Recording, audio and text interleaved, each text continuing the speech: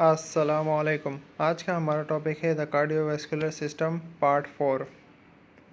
हमारे ऑब्जेक्टिव्स क्या होंगे इसमें? Describe the structure and functional features of the conducting system of the heart, describe the principal events of a cardiac cycle, describe the following types of blood circulation: pulmonary circulation, systemic circulation, coronary and hepatic portal circulation. Conducting system क्या है? Network of specialised tissues that stimulates contraction. से एक specialised tissues होता है जो कि stimulate करता है कॉन्ट्रैक्शन हार्ट की।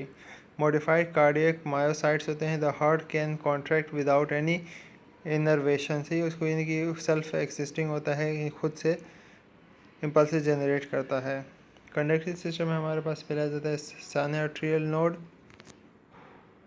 फर्स्ट है। उसके बाद फिर आता है एट्रियोवेंट्रिकुलर नोड पे जाता है। फिर थर्ड पे हमारे पास एट्रियोवेंट्रिकुलर बंडल पे जाता है, जिसको बंडल ऑफ हिस भी कहा जाता है। उसके बाद नंबर 4 पे बंडल ब्रांचेस पे जाता है, वहाँ से फिर जाता है परकंजी फाइबर्स में और फिर इस तरह कॉन्ट्रैक्शन होती है। The cardiac conducting system. The impulses conduction system of the heart consist of 4 structure से बना होता है। नंबर 1 साइनोआर्टेरियल नोड, ऐसे नोड जिनको कहा जाता है। Second the atrioventricular node, AV node जिनको कहा जाता है। एट्रियोवेंट्रिकुलर बंडल, एवी बंडल इनको कहा जाता है। Number 4 Purkinje fibres. The cardiac muscle fibers that compose these structures are specialized for impulse conduction rather than the normal specialization of muscle fiber for contraction. ये जो मसल्स हैं ये सिर्फ impulse conduction के लिए हैं, ये इनकी कॉन्ट्रैक्शंस के लिए नहीं है। The sinoatrial node. The SA node is located in the wall of the right atrium near the SVC opening. The specialized muscle fibers that make up this structure are unique in that they can continually and rhythmically send impulses signal to contract without any stimulation from the nervous system. यानी कि nervous system से कोई order नहीं आता कि इसको impulses generate करने के सिग्नल देने हैं. This means that the SA node is said to be self-exciting. This is also why the SA node is said to be the pacemaker of the heart. इसलिए इसको pacemaker कहा जाता है क्योंकि ये खुद से impulses जनरेट करता है, इसको कोई नर्वस सिस्टम से ऑर्डर वगैरह नहीं आता. Impulses from the SA node are then conducted across the atria from right to left. उसके बाद SA node से सिग्नल जाता है atria से right to left. The impulses does not however pass directly to the ventricles. When both the right and left atria are completely depolarized, they contract simultaneously. जब तक कि ventricle contract होते हैं तब तक के right and left atria में blood नहीं, जब तक कि वो depolarize नहीं हो जाते वहाँ पे blood नहीं जाता. As the atria depolarize, the impulse is picked up by another group of specialized muscle fibers called the atrioventricular node. The AV node is located in the floor of the right atrium next to the interatrial septum. This group of fibers is the only conduction pathway between the atria and ventricles.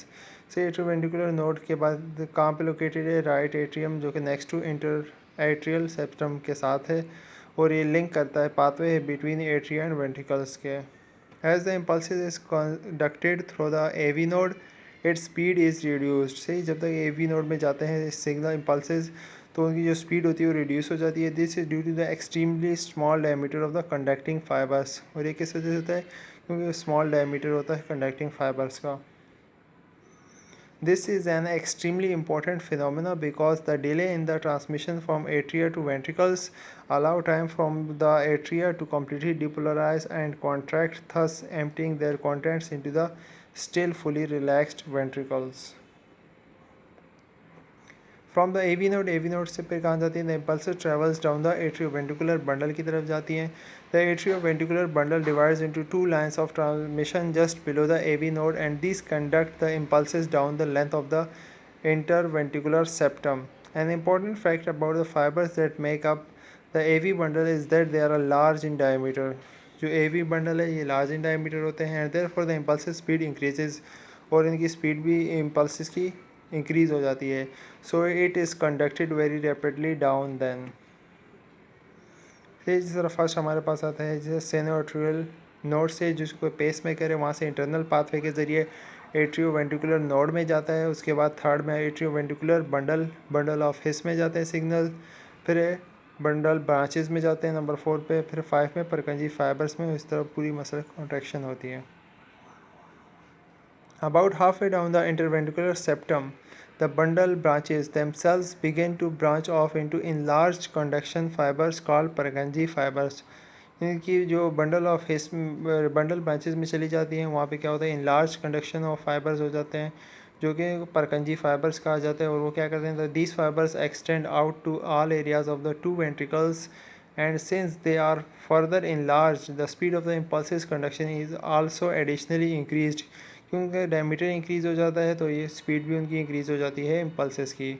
Upon completion of impulses transmission through the Purkinje fibers, the ventricles will fully depolarize and then contract simultaneously। सही है, इस Purkinje fibers की वजह से जो ventricles होंगे fully depolarise हो जाएंगे, उसके बाद कॉन्ट्रैक्ट साइमल्टेनियसली करेंगे। इस पिक्चर में आप देख सकते हैं number 5 Purkinje fibers। Conducting system में हमारे AV node, AV bundle, SA node and Purkinje fibers। How do we measure the electrical activity, depolarization and repolarization of the heart? हम लोग किस तरह देखते हैं? We use a device called an electrocardiograph which produce a readout called an electrocardiogram। सही, इसकी वजह से हम लोग जिसको ECG या EKG कहा जाता है। Electrocardiograph क्या होता है? An instrument used in the detection and diagnosis of heart abnormalities that measures electrical potential on the body surface and generates a record of the electrical current associated with heart muscle activity। Electrocardiogram क्या है? The curve traced by an electrocardiograph. A typical ECG readout, ECG or AKG, the curve traced by an electrocardiograph। A schematic of this look like this: P wave, R, Q, S and T। ये P wave है, ये T wave है, QRST complex। On an ECG readout, what do we each of these waves represents? P wave क्या represent करती है? Atrial depolarisation. QRS complex है ventricular depolarisation. T wave ventricular repolarization। Why is atrial repolarization not usually seen on standard ECG readout? इसे normal यानी कि ECG readout में repolarisation atrial की क्यों नहीं देखी जाती? Atrial repolarization happens simultaneously with the depolarization of the ventricles and in weaker electrical event, so it is masked by the QRS complex on any standard ECG से। QRS यानी कि उसको यानी कि इसी के जब एट्रियल डिपोलराइजेशन होती है तो उसी में यानी कि ये इतनी साइमल्टेनियसली होता है कि उसको डिटेक्ट नहीं किया जा सकता, उसके वीक इलेक्ट्रिकल इवेंट होते हैं, उसकी वजह से इसको एक कॉम्प्लेक्स QRS कॉम्प्लेक्स बना दिया गया है स्टैंडर्ड ECG में। Principal events of a cardiac cycle दो होते हैं, सिस्टोलिक एंड डायस्टोलिक। सिस्टोलिक का ड्यूरेशन 0.3 सेकेंड, डायस्टोलिक का 0.5 सेकेंड। ड्यूरिंग आर्टियल सिस्टोल क्या होता है? The ventricles are relaxed. During ventricular systole the atria are relaxed. Calculation for 72 beats time in 60 seconds. For 1 beat 60 to 72 is equal to 0.8 seconds. Total duration of each cardiac cycle 0.8 seconds में यानी कि पूरे एक cardiac cycle होता है। Pulmonary circulation.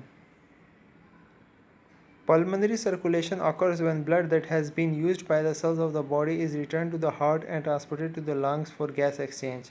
Pulmonary circulation वो circulation है कि पूरी बॉडी से जो डीऑक्सीजनेटेड ब्लड है वो हार्ट के पास आए और हार्ट उसको पंप करके लंग्स के पास भेजे कि उसको ऑक्सीजनेटेड बनाए, तो ये पल्मनरी सर्कुलेशन कहलाती है। इसमें एक्सचेंज ऑफ गैसेज होते हैं यानी कि कार्बन डाइऑक्साइड बाहर जाता है और ऑक्सीजन को लिया जाता है। Systemic circulation, this network of blood vessels carry oxygenated blood, picks up essential nutrients from the digestive tract to deliver to all cells of the body। सही है कि ब्लड वेसल्स होती हैं जो कि कैरी करती हैं ऑक्सीजनेटेड ब्लड और एसेंशियल न्यूट्रिएंट्स उठाती हैं डाइजेस्टिव ट्रैक्ट से और डाइजेस्टिव ट्रैक्ट से पूरी बॉडी को सप्लाई करती हैं। तो इसमें वेनस ब्लड आता है, has a large concentration of carbon dioxide pumped by the heart to the lungs. Arterial blood has a large concentration of oxygen then carbon dioxide pumped by the heart to the blood body cells। Digestive system, systemic circulation also remove waste products from the body cells, क्योंकि body systemic circulation क्या करते हैं, waste products भी remove करते हैं body के sales के।